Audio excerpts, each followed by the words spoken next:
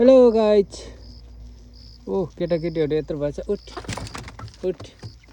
मैले पालेको कुखुरा यत्रो भएछ। यता चाहिँ बिग बोसहरू छन्।